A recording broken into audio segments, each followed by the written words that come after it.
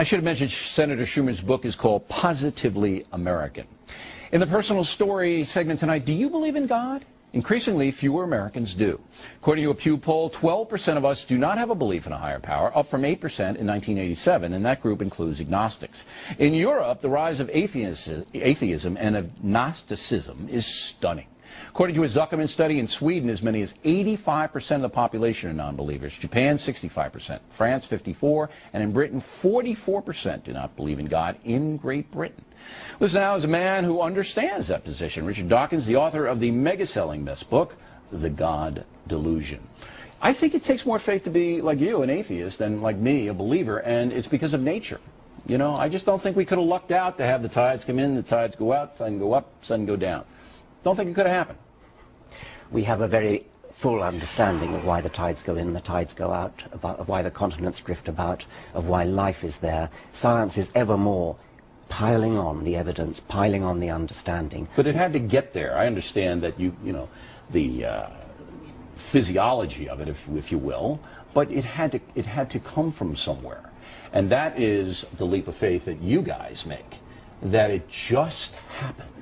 Well, a leap of faith, you don't actually need a leap of faith. You're the one who needs a leap of faith because you are actually, the onus is on you to say why you believe in something. There's an infinite number of gods you could believe in. I take it you don't believe in Zeus or Apollo or Thor. You believe in, presumably, the Christian God, Jesus. So Jesus was a real guy. I could see him. Yeah. You know, and I know what he did. And so I'm not positive that Jesus is God, but I'm throwing in with Jesus rather than throwing in with you guys, because you guys can't tell me how it all got here. You guys don't know. We're working on it. Physicists are working. When you get it, then maybe. Yeah. Well, no, I mean, if you look at the history of science over the centuries, the amount that's gained in knowledge each century is stupendous. In the beginning of the 21st century, we don't know everything. We have to be humble. We have to, in humility, say that there's a lot that we still don't know. And, you know, being humble is a Christian virtue. Well, so there you go. Of course it is. All right, when you guys figure it out, then you come back here and tell me, because until that time, I'm sticking with Judeo-Christian philosophy and my religion of Roman Catholicism because it helps me as a person. That's different. If it helps you, that's absolutely. Great. And that doesn't mean it's true. And, well, it's true for me. You see, I believe. You mean true for you is different from true for anybody else? How can something be absolutely, true for you? because I can't Something's either got to be true or not. I can't. No. I can't prove to you that Jesus is God. So that truth is mine and mine alone. But you can't prove to me that Jesus is not. So you have to stay in your little You can't belief prove system. that Zeus is not. You can't prove that Apollo is not. Or I saw Apollo, man. He was down there. He's not looking good. Now, we also differ in the sense that you feel that religion has been a bane, B-A-N-E, to civilization, and I feel atheism has. And I will point to the worst mass murderers in modern times: Hitler, Stalin, Mao, and Pol Pot. All confirmed atheists, all people who wanted to wipe out religion.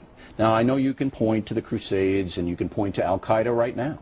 I mean, it's there, and there's no question.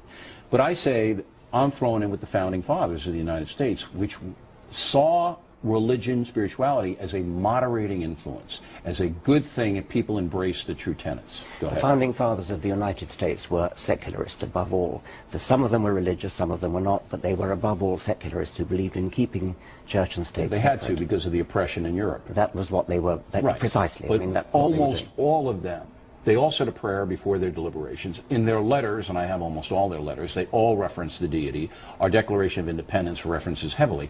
But they saw it as a moderating influence because the federal government at that point couldn't control the country. And they said, you know, if people follow Jesus, then the country is going to be better. It may well be a moderating influence. As for Hitler and Stalin and so on, I mean, of course, Hitler, by the way, was a Roman Catholic. No, he never was. He was raised in that home, yeah, well, but he rejected it early on. We can dispute that. Stalin was an atheist, no question. But Stalin did the bad things he did, not because he was an atheist. I mean, Hitler and Stalin both had moustaches, but we don't say it was their moustaches that made them evil. I don't think they had any moral foundation, any of those guys. I will say, I don't either. Your book is fascinating, and, you know, congratulations on your success. Thanks for coming on in here. Thank you very much.